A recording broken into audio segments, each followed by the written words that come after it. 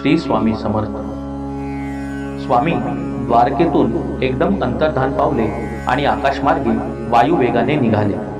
स्वामींची अति तीक्ष्ण नजर क्षणभर खाली गेली तेव्हा त्यांच्या लक्षात आले की भुऱ्याबुवा आपल्या पादुकांपाशी भक्तिभावाने हात जोडून उभे आहेत. त्यांचे अश्रू आपल्या पादुकांवर पडत आहेत. भुऱ्याबुवांची आपल्याविषयीची अतूट भक्ती पाहून स्वामींचे अंतःकरण भरून आले.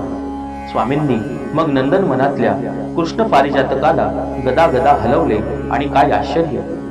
भुराबुवांच्या घरातल्या पादुकांवर आणि भुराबुवांच्या मस्तकावर स्वामी कृपेच्या पारिजातक फुलांचा अक्षरशः सडा पडला. भुऱ्याबुवांची नजर आकाशाकडे गेली. स्वामींनी आपला उजवा हात उचलला आणि तेथूनच भुऱ्याबुवांना आशीर्वाद दिला. तिथून स्वामी जे निघाले ते थेट पूर्वस्थानावर म्हणजे गिरनार पर्वतावर एकदम प्रगट झाले.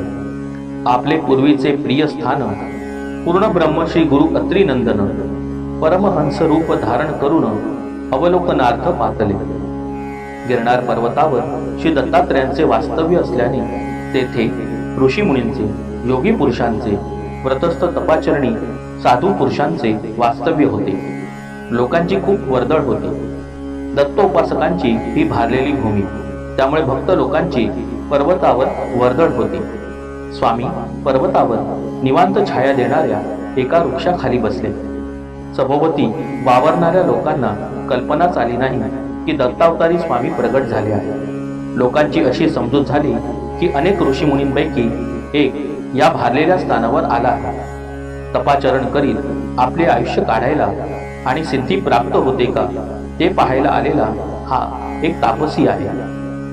श्री स्वामी समर्थ.